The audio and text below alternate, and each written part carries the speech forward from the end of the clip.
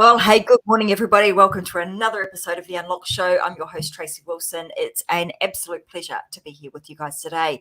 I am super excited about our conversation this morning. And even though it's one of those conversations that, might be a little sad, a little uncomfortable to have, it's a really, really important conversation. And if you've been, watching the news Glen, my guest today, is based in Los Angeles. I'm based here on the Gold Coast of Australia. And more and more am I hearing that more people are becoming homeless in today's day and age. And you might kind of shake your head and wonder, why the heck is that actually happening? Well, I want to tell you that my guest today, we're going to have a very, I'm going to say, thought-provoking conversation. He is the author of a thought-provoking book called A Degree in Homelessness. It's a path to the entrepreneurial skills for students. But Glen's not just an author. He's also a professor. He lectures at a number of universities. He's an entrepreneur and a very well-renowned filmmaker. So I want to tell you that you want to stay tuned for today's conversation, because I don't know how many times I've heard that really successful people, or people that appear to be very successful, and that something happens and overnight, just like that, like a click of a fingers, they become homeless. And we wonder, how the hell does that happen? Why does that happen? How did it happen? And what do we need to do to A, prevent it from happening, and B, if you get into that sort of situation, how do you get yourself out of that? This conversation is really going to challenge some of those societal norms, and it's going to explore some untapped potential and unconventional experiences that Glen's actually had. So we're going to talk a little bit about his book. We're going to talk about the experiences that he's had.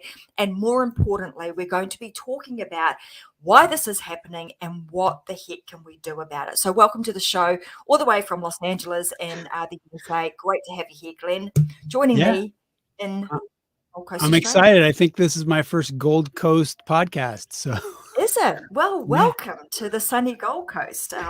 Normally if I looked outside, the sun is shining, but it is rather chilly at the moment. So let's kind of start by talking about, like, why did you get into this? What's your journey, and how did you get to this point where this has become a real passion of yours? Yeah, so I bought a house in 2006, and then 2008 happened globally.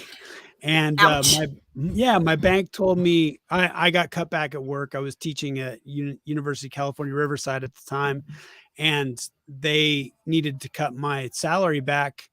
And I told my bank, hey, I'm not, in about 4 months, I'm not going to be able to make this mortgage payment. And they said, we won't even talk to you until you stop paying us. And then I started thinking, well, wait, one, that doesn't sound like an upright thing to do. Two, if I stop paying, then I ruin my credit. And then I used to live in apartments, and I knew I had to pass a credit check. So are you telling me that I'm a university professor, an upstanding member of society, a homeowner, and I could become homeless? And so I started doing all this research and figuring out what it was, how people were becoming homeless, who they were, and turned that research into a documentary called Why Homeless on Amazon Prime.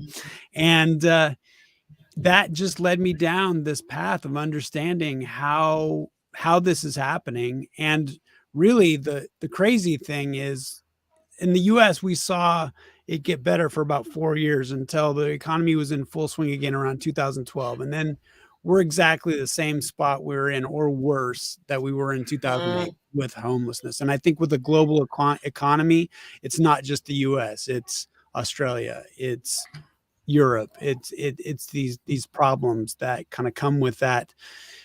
These fast money strategies that don't have anything to do with building family and community.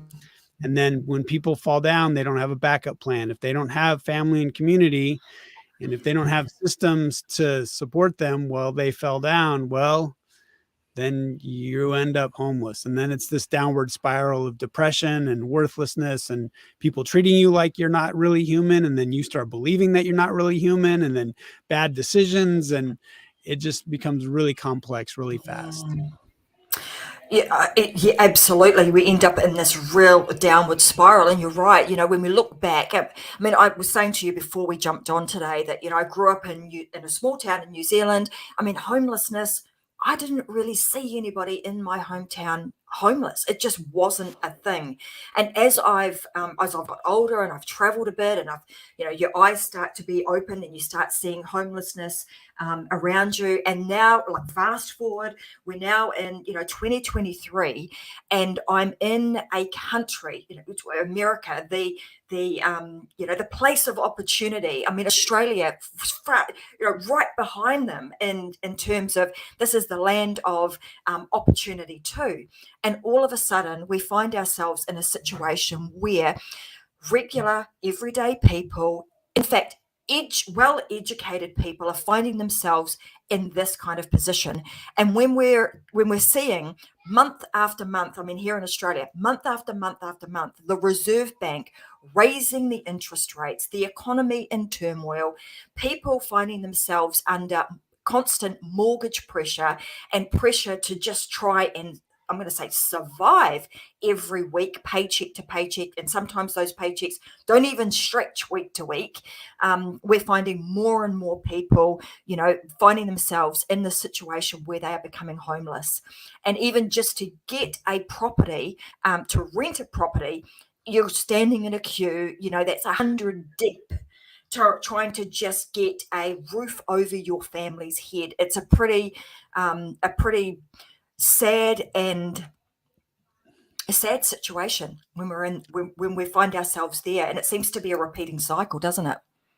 Yeah, and the other thing that exacerbates it is shelter has turned into an investment opportunity mainly. And so what's happening is we're investing ourselves out of homes. We can no longer afford, especially in Los Angeles, but in a lot of places in the United States, affordable housing isn't a thing, because housing became this investment machine that isn't about shelter and housing our communities. It's about, how can I make money in the short term for my family and the people I know, for investment for the future, and it's eating us alive. I mean, we're taking away all of the solutions that we had, and we're just monetizing them, right? We're just monetizing them. I mean, that in itself, when you really start thinking about that, something that is a human need is to have shelter and safety for ourselves. We need that as humans.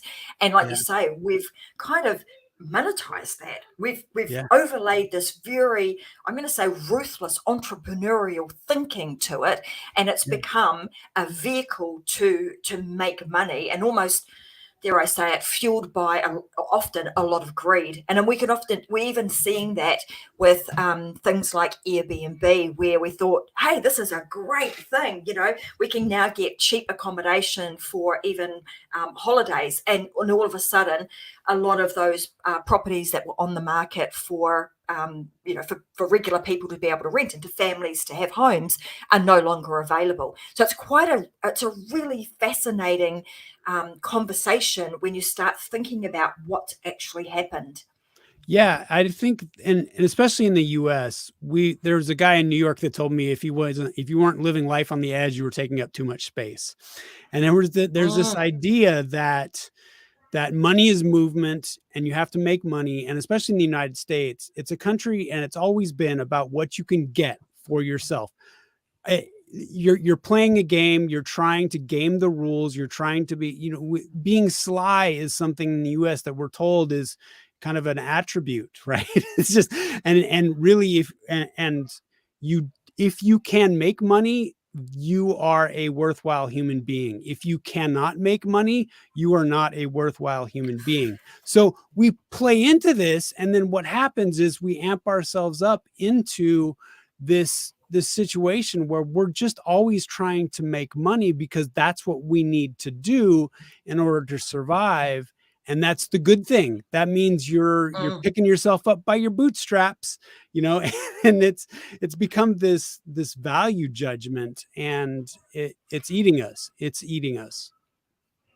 I mean, that in and of itself, when we think about what we've done with that and how we've attached the identity of success to money, You are not successful unless you're making a lot of money. You are not worthy unless you're making a lot of money. You are not unless you are making money. And so all of a sudden we've created this society that is solely focused and driven by money. And I want to say, it brings back that old saying, the root of all evil is caused by money. Now we know that is not necessarily true, and we might talk about that a little bit more, but it's fueled this society that has created the success is hung on how much money you make. And we, especially in the US, we don't realize that our socialism is our own family and community. Because if you can't take care of yourself, that to answer that using capitalism, well, that's more than 3 full-time jobs to be able to take care of a person that can't take care of themselves. So you run out of money because you can't afford that. And we are amping ourselves up to not just realize, hey, wait a minute, we do have this idea where we take care of ourselves. It's usually our children, right? Do our children, do they work for us? No, we support them. And then this idea of, well, if your kid messes up, do you give up on them? How long do you give them for them before they, if they keep messing up, do you ever let them go? And do you help your community out because your community is hurting and they got themselves in a bad spot? Well, that's socialism. That's making sure they're okay, so you're okay, so you have this stable community. And we have kind of put that in the back of our mind that, well, that's not a legitimate thing. I mean, mothers have that. How do you monetize being a stay-at-home parent? We don't have that answer because we don't even think about that. That's just for free. Is that a for free job? And then if that's a for free job, what are the other for free jobs? And if you tried to wrap that in capitalism, how much does a stay-at-home mom get? How much does she earn? What is that part of the economy? So we have this kind of hidden economy that we expect to be there. And then when it's not there for others, we criticize them for it. Why didn't you just pick up yourself by your bootstraps? Well, I don't have a family to help me out when I got hit by a car, right? My landlady is of this generation. She was born in the 40s, and she's of this ideal, picking yourself up by your bootstraps. And I said, yeah, but what if you don't have any legs? And she said, well, you put a paintbrush in your mouth and you become a painter. It's like, well, yeah, well, you have to eat every day. And Picasso, I don't think Picasso ever made money as a painter. Maybe he was a bad example, but there have been famous painters that never made money while they were alive. Right? So what are we talking about here? We have these ideals that we hold up, and I know we should have them because we have these expectations of, hey, we know bad things happen and you should figure out how to work past that and not focus on the barriers. Very entrepreneurial. What is very, very solution based? And that's great. But then reality hits, and do we ever give deference to reality? I'm finding that we don't like giving deference to reality. We don't like pay attention to that.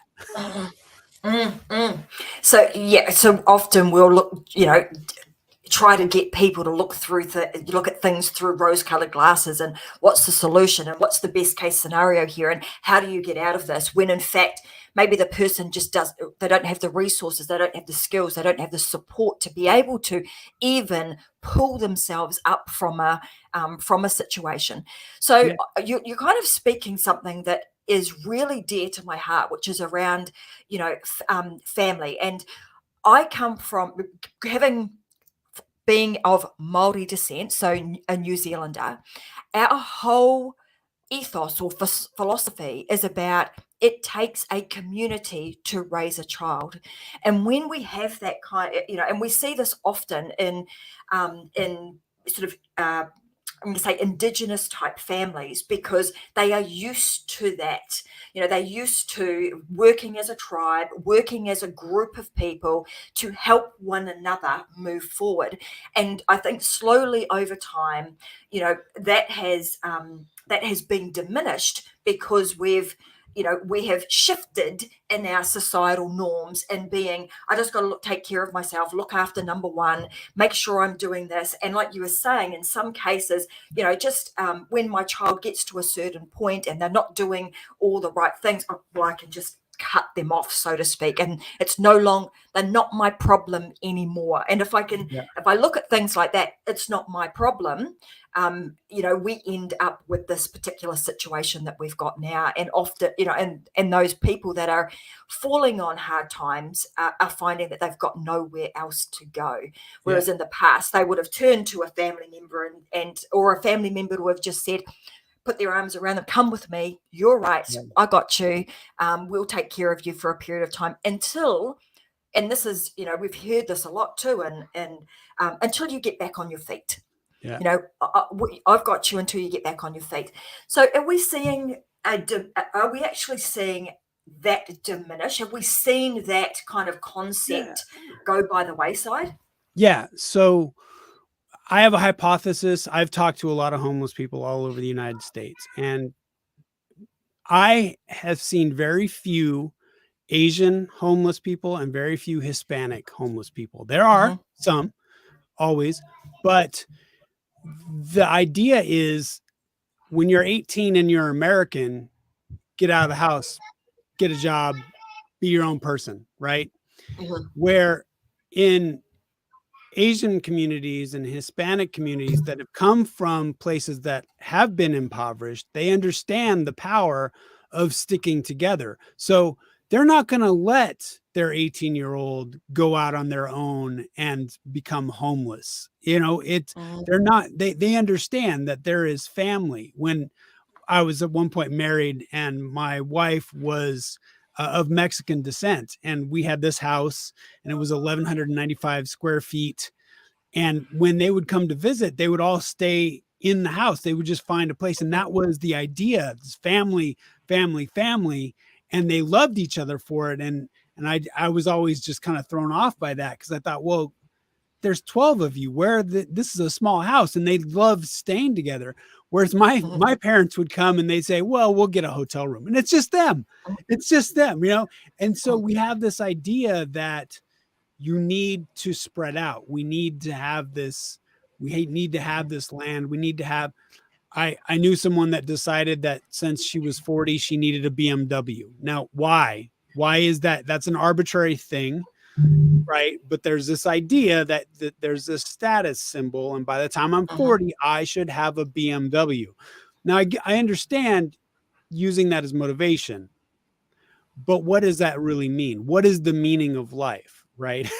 And I think that if you come from a community that has nothing and knows that the only thing you have is your family, and success is not just from you, but it's the success of the people around you as well, and you know that and you live that day to day, then you keep that. And what I see is happening is the more opportunity a person has, the more idea that they have, they can do things on their own. And I'm completely, I am proud to be alone all the time. I'm a really individualistic person myself, to a fault, and I think I've seen it in my own. I've been hit by cars more than 6 times because I ride a motorcycle. They're just gravitated towards me. They say, "Oh, I must hit this guy." And so, 10 points. Yeah, but when you get hit by a car, how do you take care of yourself? You can't. And if you don't have a family, and if you're in Los Angeles and your family isn't in Los Angeles like I am, well, what do you do? And so I think that idea is really, we've lost that idea that we do have this value in family and community, and we need it. We absolutely need it. So I entitled today's conversation, around kind of overcoming the barriers, but also homelessness, education, and what they aren't telling you. So can you kind of elaborate on that, like Sure. homelessness and the education piece? Because, you know, we've all been taught, go to school, work really Yeah. hard, and in fact, go get a really big student loan because you need to have that to be able to get an Yeah. education. You come out the other end with a huge debt and in some cases, no job. So Yeah. let's talk a little bit about that. Absolutely. So how did I get that idea? I was teaching at universities and I had students come to me and say in their junior year, Glenn, I don't know how I'm going to pay off these student loans. I don't see who's going to hire me to be able to pay me to live, much less pay this debt back. And they'd say, I think I'm going to have to sleep in my car and work at Starbucks. And then I moved to Los Angeles in 2015 to rewrite my own life. I found myself stuck as a university professor. I was trying to negotiate a higher salary and they said no. And I had no leverage and I didn't know what to do. And so I said, well, this is bupkis. I'm not doing this. So I moved to Los Angeles, started talking to all these entrepreneurs. And all these entrepreneurs, I was getting these business skills. And I thought, oh, my students need this. This is what I need to do. And this also helps prevent people from going homeless, because in universities, we train people to be good employees, but we do not train them how to define their own value, how to find their own value, and how to communicate their own value. So we're waiting for someone to tell us how much we're worth and to give us money. And for me, for the first 40 some odd years of my life, money was something my employer never gave me enough of. That's all I knew what money was. That's what we train people, because when my parents grew up, they were both teachers, and higher education kind of pulled them out of what my dad especially was lower working class. And so it gave him more opportunities. And it was kind of this golden ticket, this automatic golden ticket. But with the world economy as it has turned, every manufacturing job moving offshore, every lower paying where you could work, maybe every situation where you could work your way up in a company kind of going away, or more teaching jobs that pay less money because the universities realized, hey, this was a passive income they could scale. They just pay the professors less, and they make the students pay more, and then they take more in the admin fees, right? I mean, they figured out a great business model, but as that is all getting hyper capitalized, those opportunities, that golden ticket of that degree isn't a golden ticket anymore. In fact, it's an empty promise. And so I've made it my mission. My second book, A Degree in Homelessness, Entrepreneurial Skills for Students, is really skills, business skills, entrepreneurial skills to help you get unstuck if you ever find yourself stuck. And I say it's for students, but really you could be in high school, you could be out of college, you could be trying to change careers, you could be going back to school, hitting the workforce again after having children, whatever it is. If you find yourself stuck, it's kind of these, hey, let's not focus on the barriers. How can I navigate through to get success? Very entrepreneurial skills, right? What entrepreneurs do. So in terms of, like, I mean, obviously being a university professor for such a long time and having students and really going through that educational system and getting people to a point where they're employable, and then realizing that, do you know what? The key to this is for them to understand how to become entrepreneurial, how to be resourceful, how to really be think critically and think through a particular process, say, and be able to think about, well, if I've got this situation, how do I navigate this to be able to be successful at the other end? Like, how did you start to embed that into your teaching? So I am a former university professor. I haven't taught since I left CSU San Bernardino in 2015. But I do go back to high schools. What's funny is, when you name your book A Degree in Homelessness, no college wants to have you come speak, right? I kind of wrote myself out of the colleges for good and for bad. But high schools, I go back to high schools and I look at, I have a talk that I give them: learn, do, connect, repeat. And the thing that I never learned, my parents told me to keep my head down and work hard. and Mm-hmm. that education was the key. But then that got me taken for granted, because I was a well-known secret that they could keep me paying not much too, right? And so I always tell the students, keep your head up and work hard. Look for those opportunities. Look for the people that you're going to build work relationships with, and maybe friendships, but communities with, business communities with. And so I've gone back into schools, but mainly high schools so far, talking to students to get them these skills. I say entrepreneurial skills are like vegetables. I mean, you don't necessarily need them from 16 to 22. You can get by on Burger King and fast food, right? But when you get in 25 or so, you start thinking, oh man, that fast food's making me sick. I remember there was a nutrition class I took. I learned about carrots. Maybe I should start eating carrots. And that's what I tell students. I said, you're not necessarily going to need these skills while you're still getting your education. But if you are looking to navigate your life after education, which there's a lot of life after education, these could probably be useful paths for you. And it's not necessarily looking at your landscape, your work landscape, as just being an entrepreneur. I think that now maybe you work for somebody, maybe you pick up a store, an online store, and you sell something. You figure out what you can do, what product or service you can provide other than being an employee for someone else that provides a product or service.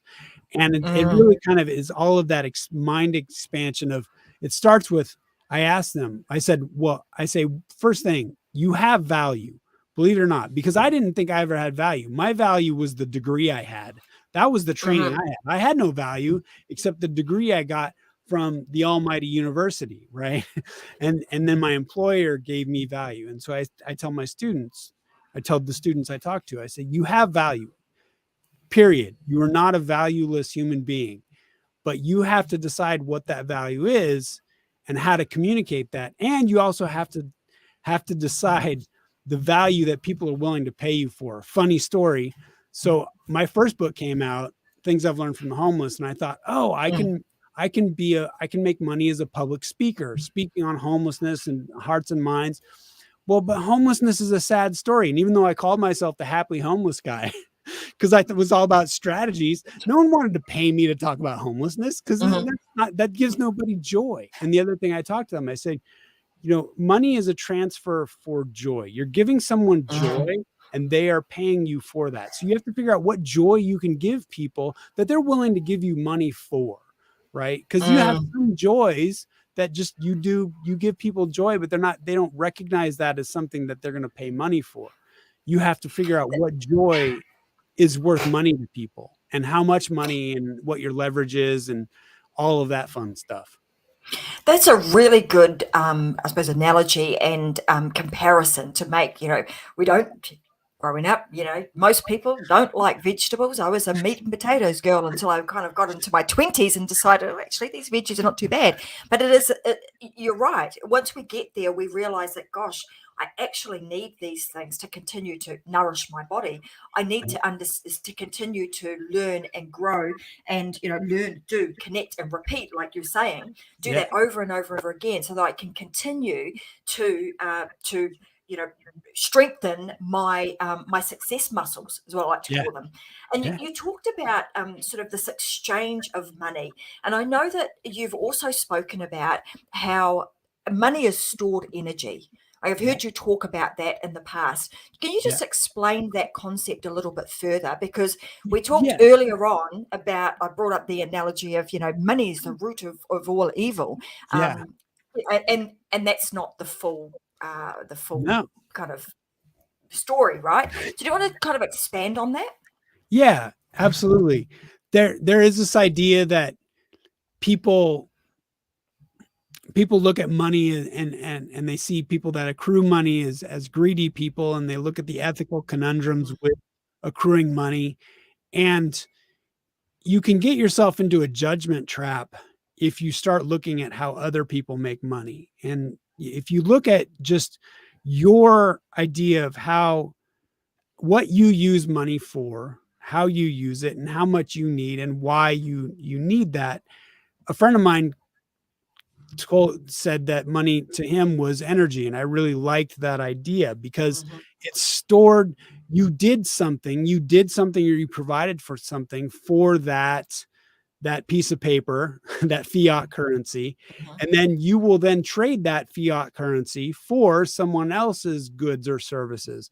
So it's also this idea, when you sell something, really the best salespeople are giving you a good time. You enjoy talking to those salespeople because those salespeople like talking to you. And it's that human engagement that makes salespeople so good at what they do. Because you're not buying the product, you're buying this energy transfer that you get from people. So I started looking at the idea of everyone's got different ethics, and you can, how much money is too much. That the problem with socialism is all luxury is off the table because someone else could judge something as too luxurious. You don't need to build that car out of aluminum. You could build it out of plastic and it's cheaper. So you're always chasing the cheaper thing. The thing about capitalism is it lets people be creative. It doesn't stifle people, but it does allow some people to make decisions that you wouldn't make, right? And that you find are ethically challenging. And they love talking to the people in the middle class, especially love saying, well, how much money does Jeff Bezos need? And how much money does Elon Musk need? And how much money does Oprah really need, right? No one should be a billionaire. Well, who's to say that no one should be a billionaire? Every person is every person. But wouldn't you like the skills to also become maybe a little more successful? Maybe those billionaire skills, you could use them for good in your terms. I mean, I remember Steve Jobs talking about all the good things that he's done, and he was kind of raised to this technological messiah. He wouldn't give to charity. He said, no, I don't agree with it. And coming from the homeless side, I thought, well, that's kind of mean, but then I can see all of the overhead that goes into nonprofits that never gets to the actual service that they promise. I think, oh, well, he's kind of making a point. I agree that my big thing is direct action, how much direct action you can build, because the bigger you build the system, the more the overhead it takes to run the system. So you're really, the bigger the program, the more money you got to pay the programmers. So true. Yeah. Well, let's talk a little bit about that. I mean, you make a good point here that, and you talked about direct action. So can we talk a little bit more about that? What do you mean by that? Sure. And what can the everyday person either do for themselves or do for others? Yeah. And I think that is the key. You have to ask yourself that, and then you have to entrepreneurially focus on what you can do. So, for example, the homelessness gets really overwhelming for people. I think in LA we have something like 100,000 homeless people, which is a huge number, which is just blows people away. And if you focus on 100,000 people, you're never going to be able to do anything. How can I scale my one income, my one outlook on life to 100,000 people that I don't know? But you can focus on homeless Jack on the corner that you meet every day, and you can figure out what you can do instead of focusing on what you can't do. So maybe all what you can do is look them in the eyes and say good morning. Well, what if he, and then there's all this fear in your mind that stops you from doing whatever you can do. So entrepreneurially, you have people around you that show you the pitfalls, but you as an entrepreneur you look at what the possibilities are. So I think whether you're talking about helping homeless people in your community, or you're looking at a way that you can make more money than you need to, or build your leverage to get the job that you want, or to build the service, is you look at the solutions you can provide instead of looking at what you can't do. And you also just look at your life is only so big. Your life, when you think about what your day-to-day operation is. How many people do you really see in person, and how many people do you affect directly? And that is all you really need to worry about, because if everyone did that, we'd get we'd we'd solve it. I always say, when I was teaching at UC Riverside, I took a homeless person into my home and we got her back. I bought her a bus card. I bought her a phone minutes, so she had a place to stay, a stable place to stay. She could call for job interviews, and then she could get on a bus to get to the job interview. And she got a job. And then she was with us for about 9 months, and then she was stable enough, and she was able to get enough savings together and build enough community. She could then move out. So I say, look, if everyone took in a homeless person, we wouldn't have a homeless problem. But that's a lot to ask for everybody, and they'll start throwing up roadblocks. So what I say is, no. What can you do? If it's, hey, asking someone a question, can I get you a sandwich, or what would you like, or just treating them as a human being. I interviewed a woman in Las Vegas, and she said it's the little kindnesses that are life-changing. And I have a series on YouTube called Skid Row Speakers, where I pay panhandlers for inspirational words or stories that I can then share on YouTube with the world. And just the fact that I go to them and I say, I know you have something to offer. I'm willing to pay you for it. And then I would love you to share that with the world. And you know what you have. I don't know what you have. I put them in the driver's seat just by those little interviews. I had a woman in Las Vegas. She said, I realized my life was worth going back into rehab. So I got her clean. I don't know how long she stayed clean, but just my small interview was inspiration for her enough to clean herself up, because she realized she was worth something. So that's the way you think, small and strategic. You think about what you can do, not globally what you can't do. Does that make sense? I love that. It's just those small steps. And as you're talking, Glenn, I was saying to you a little bit earlier that a couple of weeks ago, my granddaughter came home from school and said, Nan, can you help me with a speech? I've got to do a speech for my class. And anyway, she had these different topics, and the topic she chose was kindness begins at home. And as you were talking, I was like, oh, that was part of her speech. So I found it, and I just want to read this first little piece. And my granddaughter, her name is Jada. She's 10 years old, and she wrote this 5-minute talk about kindness begins at home. And I think it lends itself really well to the conversation that we're having today. And she starts her little speech off by saying, imagine a world where people were charitable and kind to one another. A world where acts of compassion and generosity were as common as a smile. Wouldn't that be wonderful? So I think I just wanted to read that piece because it just reminded me of what she started her speech with.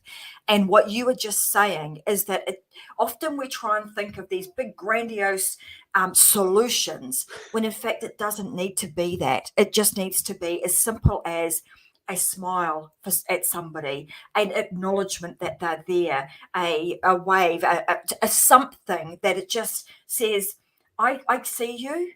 I see you there, and I acknowledge that you are there, and I'm you might not have a whole lot of money in your purse to be able to give to them, but just that, have a good day, or just some words of kindness sometimes is just enough for someone to think, oh, someone cares about me. Someone has acknowledged me and not just walked past me and ignored me.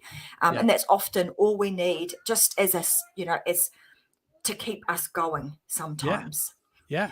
So this concept, and I mean, her little speech goes on to talk about how charity begins at home, and it's quite funny that you should be on the show today after we just finished doing her little talk, and she read it out to a number of my family members over the weekend, because you mentioned when your wife's family used to come, they'd come in droves and they'd all stay with you. Well, I've just had that experience on the weekend.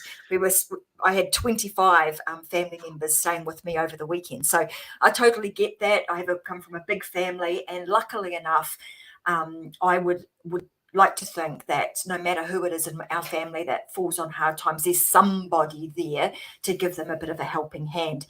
So what are, for us to be able to identify that, gosh, we might be knocking on the door of homelessness, what are maybe some three of the key signs? What are three things that we often see that contribute or are reasons for people becoming homeless right now?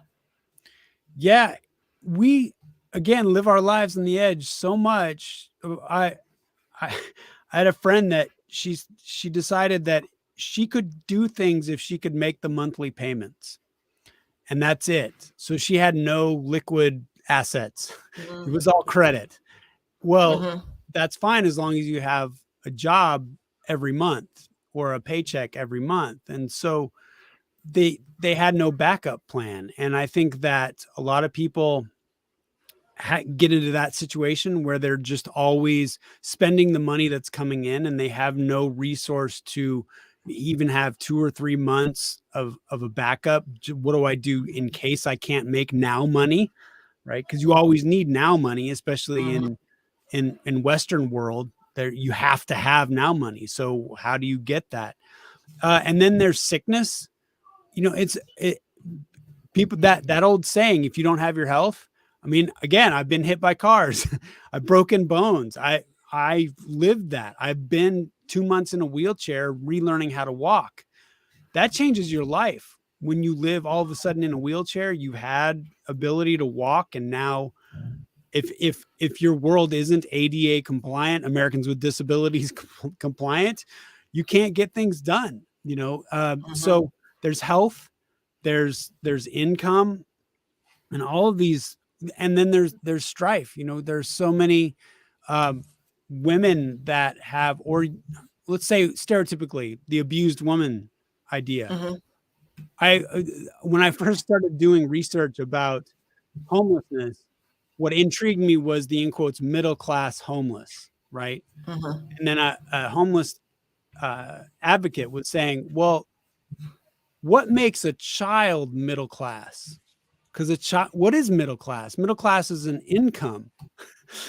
Does a child make money? What if you are a stay-at-home mom? Do you make money? All of a sudden, your husband gets abusive. You either decide, I'm going to get hurt or I'm going to become homeless. Those are things. And I don't have a backup plan. Women's shelters in the US exist for a reason. I think they exist as well in Australia, all the kind of Western world, these Western problems of everyone just living in tension and combative, and men drinking and all of a sudden beating their wives, and their wives having to make decisions of, hey, either I just take the hit or I become homeless to get away from this.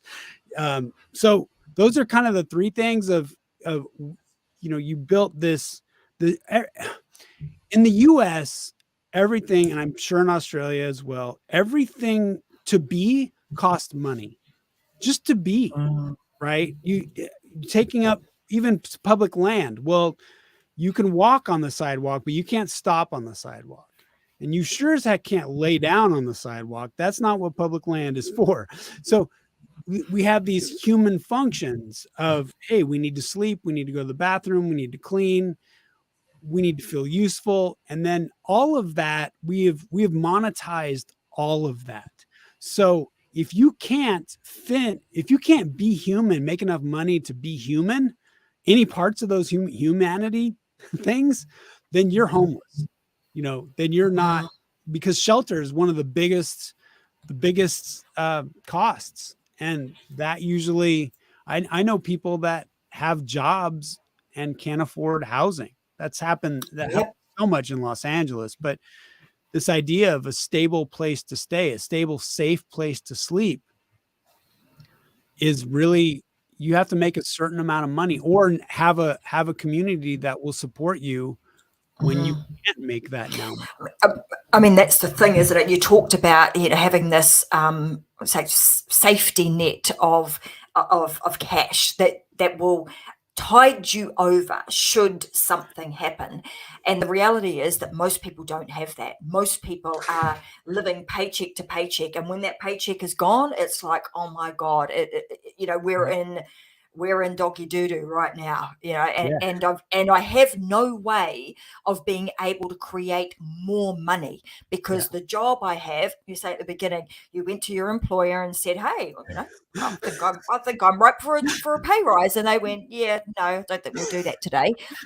So and that's most people. That's where they're at. And what we're saying here today is that the solution to this is to take on some of this entrepreneurial mindset and just start thinking about, what can I do, in the sense of what can I do to better myself? What can I do to, make sure that my family is stable and secure and we're going to be okay? And then we start the ripple effect. Then we look at, well, what can I do for somebody else? What can I do for my family, my community, somebody on the street that I don't know? And we're talking about sometimes the simplest of things that we can do to try and start moving the needle and changing the societal, what has become normal in society, to walk down the street and see somebody homeless and go, oh, well, there's a homeless person, and walk on by because my life is, all rosy.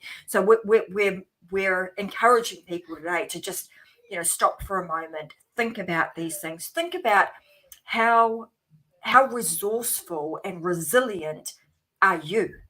Have you got the tenacity to be able to just keep going if things are not going so well? And I heard you talk about on another podcast with a very good friend of mine, Vicky Helm, and she was talking about how she was uber successful at one point. And then all of a sudden, like you were saying, back in 2006, very successful, everything was going swimmingly well. And then an outside, force came in, which was the economy. We had, a global housing crisis, and all of a sudden, boom, the bank's not going to lend to you anymore. Banks are calling in funds and foreclosing on people's houses, and they're being forced into the situation of homelessness. And what we're encouraging people today is to kind of think about that, have a bit of say at the beginning, you were talking about being real, have a bit of a reality check, and we don't always like that, right? Have a reality check and go, well, what if, and how do I mitigate those risks that could face me in the future? How do I mitigate those? How do I make sure that I've got the safety net that I need so that I can continue to move forward and be happy and successful in life, whatever way that looks? I tell the students that I talk to, what you have to figure out is how you can take care of yourself so you can take care of others. That's the goal. Because if you can't, again, I almost went homeless trying to help the homeless, because I was trying to take care of others and hadn't figured out how to take care of myself first. And I can't take care of homeless people if I can't take care of myself. So I tell the students, you have to figure your own engine out first, and then really work through those risks and take those risks, but figure out how to mitigate them and figure out how to help other people without putting yourself in jeopardy. And I think that is also very entrepreneurial, and you have to be a good business person or a better business person to kind of figure that out. What is that transfer of energy that I can get, that I can keep flowing. Vicky Helm talks about income streams, right? This idea of income streams, not just a paycheck, but how do I keep that energy flowing, right? And it's a lot easier if you have a flow of energy, of money coming in and going out, but also a backup plan. And through your backup plan can be community. Hey, I have a group of friends that, if all of a sudden I can't make my rent, they don't mind me staying on their couch until I can get back up on my feet, period, whatever that takes. And then there's this trust of community of saying, I know that you are going to work to get back up on your feet. And I want you to know that I'm here for you. You are a valid human being. And I say, good people keep each other up. That's the one thing that I just really live by. I meet someone that I want them to succeed. And so I do whatever I can to help them succeed. And they do the same. Good people keep each other up. lifeguard rules, right? I love that. Yeah, that's awesome. So I want to round out today's show with this, because I know this is also one of those, I'm going to say, stereotypical things. If you focus on yourself, you're selfish. So how do we because that's something that a lot of people think. They think, Right. to be a good person, I actually have to think about others first, and I put myself last. And we see this happen over and over and over again. And then all of a sudden, your tank's depleted and you find yourself homelessness. And like you say, you can't take care of yourself, well, you can't take care of others. So can we just kind of talk about a parting message that addresses that Yeah. is it really selfish to take care of yourself first? No, and that's one of the things I also learned from entrepreneurs. Entrepreneurs talk about self-care a lot because their world is completely undefined. They are really taking risks. They're building something from nothing. They're building something from their excitement or an idea or an opportunity, and they're making their own way, which is really scary. And what you have to do is you have to get rid of all that self-doubt. You have to be happy and engaging with people, because then they will reciprocate and they will want to be around you, and they will want you to succeed, and they will want your idea to succeed, and they will believe in your idea if you believe in it. So you have to do all these things to make sure that you are as gregarious as possible, as happy as possible, as attractive as possible, right? Because you are the thing that everything starts from as an entrepreneur.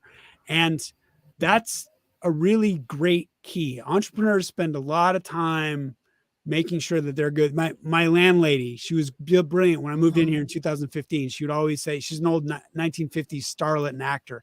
She'd always say, "Are you happy, Glenn? You need to be happy. How can you be happy, Glenn?" And it's just this idea that I call it accessing the happy side of your brain. How can I always access the happy side of my brain? Because everyone wants to be around a happy person. I met a lot of homeless people that are not happy. And even the people that want to help homeless people don't want to be around those people, right? You don't. So yeah, I think that's the key. Yeah. Well, you become a magnet, right? You don't want to be an energy sucker. You want to be someone who others want to be around. And if they want to be around you, well, they're more likely to want to help you too. You're going to get more airtime, so to speak.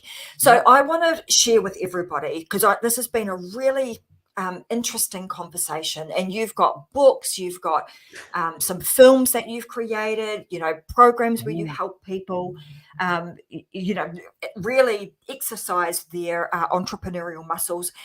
What's the best is the best place for them to go to is to your website? We encourage everybody to go there, and then they can continue to build upon this conversation. Everything breaks out from there. So I have 2 books, Things I've Learned from the Homeless, and A Degree in Homelessness, Entrepreneurial Skills for Students.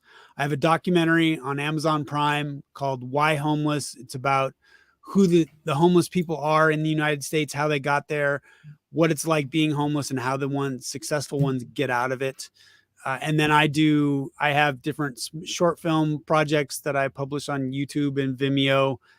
But everything, you can see all of what I do if you just go to glendunzweiler.com. And again, if you can spell my last name, I'm really easy to find. I think worldwide, I'm the only Glen Dunzweiler out there, which is a good thing. You just have to be able to spell my last name. Well, let's make sure that we get that spelling right. So for those of you that are listening today, Glen Dunzweiler, let me spell that for you: GLENDUNZWEILER.com. So head on over to Glen Dunzweiler, and you can continue this conversation with Glen. I know that you guys will be. This is such a fascinating thing, because we're no longer are the days where you saw just a few people being homeless. You're seeing friends and family members on the brink of homelessness every day. We're seeing things on social media, on the news. Even here in Australia, the head of our RBA has been talking about the homelessness, I'm going to say, epidemic, pandemic, whatever you want to call it, situation we are currently in, but it is a serious matter. And if we can do something about it for ourselves and then help other people so that they can continue to be self-sufficient, I think we're in for the makings of a much better world. We will start to turn the corner. So I want to say thank you very, very much for being here today. It's been an absolute pleasure having you on the show.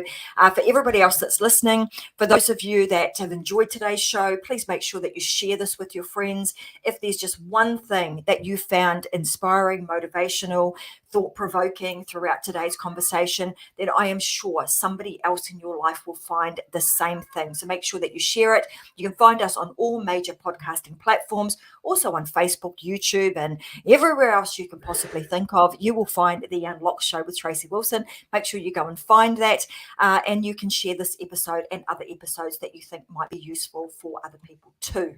Other than that, I want to say thank you very, very much to Glen. Again, thank you for watching and tuning into our show. I'll be back again with another episode of The Unlocked Show at 10 a.m. Brisbane time next week. Until then, go and live your life unlocked. And I think before I go, I think Glen was about to say something before we tuned out. Thanks for having me. There you go. Stay on the happy side of your brain. That's the key. Stay on the happy side of your brain. There you go, guys. Stay on the happy side of your brain and live your life unlocked. Until next week, bye for now.